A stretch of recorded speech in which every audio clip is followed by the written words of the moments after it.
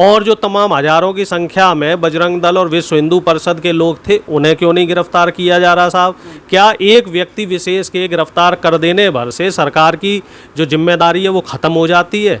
शासन प्रशासन इस तरह के लोग जो बार बार सोशल मीडिया पे आके और टीवी चैनलों पे आके कह रहे हैं कि हम यात्रा निकालेंगे, हम ये करेंगे, उनके खिलाफ एक्शन क्यों नहीं ले रही है सरकार? क्यों सरकार मौन बैठी हुई है? और डबल इंजन की सरकार है। क्या हरियाणा को भी जो है मणिपुर बनाने की तैयारी हो रही है? जिस तरीके से मणिपुर जला दिया, मणिपुर आप देख रहे हो, मणिपुर में जो है मणिपुर के 2 हिस्से कर दिए, कुकी नागा समुदाय की जो है मैतेई समुदाय से लड़ाई करवा दी, हजारों लोगों की वहाँ बेघर हो गए, लाखों की संख्या में जो है लोग विस्थापित हो गए और सैकड़ों की संख्या में लोग मर गए, और तमाम जो है सैकड़ों की संख्या में जो है बलात्कार के भी वहाँ केस आ रहे हैं। तो क्या उसी तरह की पुनरावृत्ति बीजेपी हरियाणा में करना चाह रही है? आखिर सरकार चाह क्या रही? हिंदू दल वाले मुझे ये बताइए कि तब कहाँ थे जब पहलवान बेटियां जंतर मंतर पे बैठी थी? तब हिंदू दल कहाँ था साहब? और जब किसान दिल्ली के बॉर्डरों पे बैठे थे तब हिंदू दल वाले कहाँ थे? कोई आया?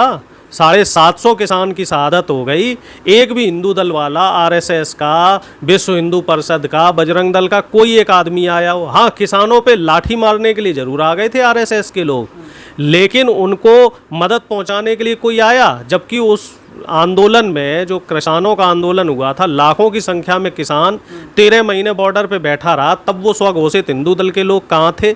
आए दिन बहन बेटियों के साथ बलात्कार हो रहा है। अभी उत्तर प्रदेश की घटना देखो, एक दलित बेटी के साथ बलात्कार हो रहा, तब वो हिंदू दल के लोग कहाँ हैं? मध्य प्रदेश में एक दलित भाई के जो है मुँह पे एक बीजेपी के नेता ने पेशाब करी है, तब वो हिंदू दल वाले लोग कहाँ हैं साहब? तो ये कौन से हिंदू दल वाले लोग हैं? ये सारे के सारे हिंदू दल के लोग बीजेपी आरएसएस के एजेंट हैं, और इनका जो एक ही मकसद है वो है हिंसा फैलाना। और बीजेपी के जो नेता हैं उनका एक ही काम है कि गरीब बच्चों को, मैं आपके चैनल के माध्यम से पहले भी बोल चुका हूँ कि गरीब बच्चों के हाथ में कलम की जगह तलवार देना। भाई, गरीबों के हाथ में आप कलम क्यों नहीं दे रहे, किताब क्यों नहीं दे रहे, उन्हें नौकरी क्यों नहीं दे रहे साहब? सरकार कह रही है कि साहब हमारे पास नौकरी नहीं है, लेकिन तलवार थमा रही है। प्रत्यक्ष या परोक्ष रूप से युवाओं के हाथ में तलवार तो दे रही सरकार, बंदूक तो दे रही सरकार, लेकिन कलम क्यों नहीं दे रही? क्योंकि भैया कोर्ट ने, हर किसी ने यही बोला कि हेट स्पीच नहीं होनी चाहिए। बिल्कुल नहीं होनी चाहिए। नहीं, मैं तो ये कह रहा हूँ कि साहब हेट स्पीच सरकार हो चाहे कोर्ट हो, सिर्फ कह ही क्यों रही है? मोदी जी भी एक तरफ कह देते हैं कि साहब मुसलमानों के खिलाफ बोलने वालों को मैं दिल से माफ़ नहीं करूंगा, लेकिन उसके खिलाफ कार्रवाई क्यों नहीं होती? इनके नेता, अनुराग ठाकुर जैसे नेता, कपिल मिश्रा जैसे नेता, मध्य प्रदेश के नरोत्तम मिश्रा जैसे नेता, ये लोग मुसलमानों के खिलाफ बयान देते हैं, साध्वी प्राची, साध्वी प्रज्ञा, ये लोग बयान देते हैं, लेकिन उस पर कोई कार्रवाई क्यों नहीं होती भाई? नूपुर शर्मा जैसे लोगों को सरकार ने शरण दे रखी है, ऐसे ही कोर्ट है सिर्फ ये कह देता है कि हेट स्पीच नहीं, हेट स्पीच नहीं। भाई, उनके खिलाफ कार्रवाई करो ना। मैं ये कह रहा हूँ कि हिंदू नहीं, मुसलमान जो भी हो, जो भी हेट स्पीच कर रहा है उसके खिलाफ कार्रवाई तो करो। अब हो क्या रहा है, सरकार के खिलाफ जो आवाज़ उठा रहे हैं, जैसे फ्रीलांस जर्नलिस्ट है या कोई सोशल एक्टिविस्ट है, उसने सरकार से सवाल किया, उस पर तो तुरंत मुकदमा हो जाता है, मुकदमा होने से पहले वो गिरफ्तार हो जाता है। लेकिन अगर कोई सरकार समर्थित व्यक्ति है, सरकार की तरफ का कोई आदमी है, वो हेट स्पीच कर रहा है, तो उस पर कोई कार्रवाई नहीं होती। तो ये जो डबल स्टैंडर्ड है सरकार का, तो इस पे हमारा सवाल है सरकार से कि भाई इस तरह का डबल स्टैंडर्ड जो आपने बना रखा है, जो देश में आप नफ़रत का जो बाजार लगा रहे हो, नफ़रत जो देश में फैला रहे हो, तो उससे आखिर किसका फ़ायदा हो रहा है? कहाँ आप कह रहे हैं साहब हम विश्वगुरु बनाएंगे? बताओ, विश्वगुरु किस चीज़ में बनाओगे आप? नफ़रत फैलाने में विश्वगुरु बनाओगे देश को, कि युवाओं के हाथ में तलवार देने के लिए विश्वगुरु बनाओगे? भाई, विश्वगुरु अगर बनाना है तो आपसी भाईचारे की मिसाल कायम करो ना। देश के युवाओं को जो बेरोजगार है उनको रोजगार दो आप। सवाल फिर वही पैदा होता है कि भैया अगर हिंदू यात्रा नहीं निकालेगा तो कौन निकालेगा? नहीं, हिंदू यात्रा ही क्यों निकाले? हिंदू, मैं तो ये पूछ रहा हूँ साहब, हिंदू यात्रा क्यों निकाले? हिंदू के पास यात्रा निकालने के अलावा और कोई काम नहीं है क्या? हिंदू नौकरी क्यों ना करे? बताओ, हिंदू व्यापार क्यों ना करे? हिंदू अच्छे अस्पतालों में अपने बुजुर्गों का इलाज क्यों ना करवाए? हिंदू क्या सिर्फ यात्रा निकालने के लिए रह गया है? भाई, नौकरियां कौन करेगा? सरकार नौकरी क्यों नहीं दे रही हिंदू युवाओं को, जो बेरोजगार युवा हो रहे हैं? अभी एक डाटा आया था, सरकार का ही डाटा था, हालांकि उस डाटा को बाद में उड़ा दिया गया। 5 से 6 करोड़ युवा बेरोजगार हो चुके हैं। पिछले 4 से 5 सालों का ये आंकड़ा है, 5-6 करोड़ युवा बेरोजगार हो चुके हैं।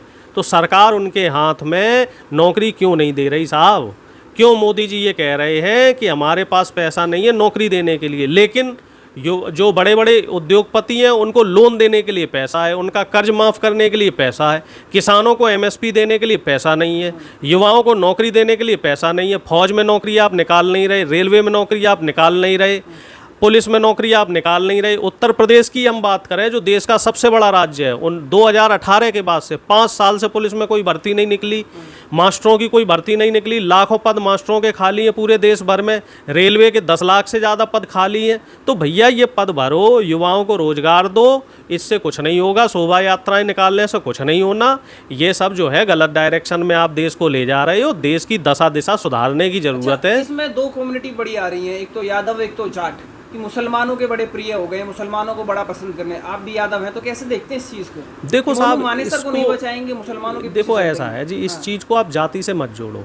जैसे देश से प्यार है तो वो देश के भाईचारे को ख़त्म नहीं होने देगा, चाहे वो जाट हो यादव हो। मैं तो कह रहा हूँ कई ब्राह्मण भी हैं, आपने देखा होगा किसान आंदोलन में कई दुबे तिवारी मिश्रा भी थे जो किसानों के साथ खड़े हुए थे। एनआरसी सीए आंदोलन में भी मैंने कई ब्राह्मणों को देखा जो मुसलमान भाइयों का साथ दे रहे थे। इसी तरीके से पहलवानों के आंदोलन में हमारे कई जानकार थे जो ब्राह्मण थे, ठाकुर थे, वो ब्रजभूषण के खिलाफ खड़े हुए थे। तो इसे जाति विशेष से ना जोड़ा जाए, बल्कि ये माना जाए कि जिसे देश से प्यार है, देश के नागरिकों से प्यार है, इस देश की आवाम से प्यार है, तो वो मुसलमान भाइयों के साथ खड़ा है। क्योंकि कहीं ना कहीं सरकार ने इस समय एक रूटीन, एक ये बना लिया, एक पैमाना बना लिया है कि मुसलमानों के खिलाफ हिंसा फैलानी है, मुसलमानों को परेशान करना है, मुसलमानों की लिंचिंग करनी है, और इसी को एजेंडा बना रहे हैं। क्योंकि 2024 का चुनाव बमुश्किल 6-7 महीने रह गए, तो उसकी एक पृष्ठभूमि तैयार की जा रही है, चाहे वो हिंदू मुस्लिम के नाम पे हो, चाहे वो जाट यादव के नाम पे हो, चाहे वो दलित सवर्ण के नाम पे हो, चाहे आदिवासी बनाम क्रिश्चियन के नाम पे हो। तो एक पृष्ठभूमि हर ज़िले में, हर राज्य में ये तैयार कर रहे हैं। आपस में इन्हें लड़वाना है जनता को। उससे क्या होगा कि जब हम टूट जाएंगे, जब हम बिखर जाएंगे, तो सरकार उसका फ़ायदा उठाना चाहेगी। लेकिन हम लोगों को सरकार की इस जो षड्यंत्र है, इस षड्यंत्र को समझना पड़ेगा। सरकार के जाल में हमें युवाओं को नहीं फंसने देना है और देश की एकता अखंडता को बनाए रखना है। सबसे पहली बात कि भैया जंतर मंतर दिल्ली से भी अब वही नफरती बयान शुरू हो गए हैं, कैसे देखते हैं पूरी नूह की घटना को? क्योंकि 28 तारीख बड़ा दिन बताया जा रहा है। देखो साहब, पहले ही हम आपको बता रहे हैं कि 28 तारीख कोई बड़ा दिन नहीं है। कोई ऐसा कोई पहाड़ नहीं लौटने वाला है। जो हरियाणा के जो मुख्य हिंदू समाज के लोग हैं, जाट हैं वहाँ के, जो उधर की गुर्जर कम्युनिटी है, जो यादव कम्युनिटी है, सैनी समाज है, और जो तमाम लोग हैं, दलित भाई हैं, तो सबने इन चीज़ों को नकार दिया है। इनका जो ये मॉडल है ना, जो नफरत फैलाने वाला, तलवार लेके शोभा यात्रा में जाने वाला, तो इस मॉडल के लिए मना कर दिया। सारी पंचायतें भी हो गई, खाप पंचायतें भी हो गई। सब लोग जो है हरियाणा के वो मुसलमान भाइयों के साथ खड़े हुए और सबने साफ तौर पे कह दिया कि नफरत कम से कम जो है वो हरियाणा में तो होने नहीं देंगे। क्योंकि हरियाणा, जब से हरियाणा राज्य की स्थापना हुई है, तो यहाँ पे हर जाति और हर धर्म का व्यक्ति जो है बड़े प्यार से और बड़े सद्भाव से रहा है। कभी भी इस तरह की घटना नहीं हुई जो उस दिन हुई, और वो घटना भी करवाई गई है, उसमें भी सरकार जो है वो शामिल रही है। मैं तो कह रहा हूँ उसकी निष्पक्ष जांच होनी चाहिए। कौन लोग उसमें शामिल थे, क्यों उस सड़क के सारे कैमरे तोड़े गए? क्योंकि मेरे कई जानकार लोगों ने ये बताया है कि जब वो शोभा यात्रा निकलने वाली थी, उससे पहले कुछ लोग आए जो है मुंह ढक के, और उन्होंने पूरी सड़क के कैमरे तोड़े हैं। तो जाहिर सी बात है कि सरकार के लोग उसमें शामिल हैं। सरकार की कार्रवाई से हम संतुष्ट नहीं है, सरकार की कार्रवाई से हम बिल्कुल संतुष्ट नहीं है। बुलडोजर मॉडल कोई भी संवैधानिक प्रक्रिया का हिस्सा नहीं है, पहली बात समझ लो। और दूसरी बात ये है कि जिन लोग, जो लोग वाकई हिंसा में शामिल थे, क्या उनके ऊपर अभी कोई कानूनी कार्रवाई हुई? बिट्टू बंजारा की जेल में है, जेल में ही तो है अभी। उसके ऊपर क्या कार्रवाई हुई? उसके ऊपर मुकदमा दायर हुआ, केस लगे, FIR हुई, NSA लगी, कोई धारा लगी? अभी उसके ऊपर नहीं लगी। और वो जो दूसरा मोनू मानेसर है, उसको क्यों नहीं गिरफ्तार किया जा रहा साहब?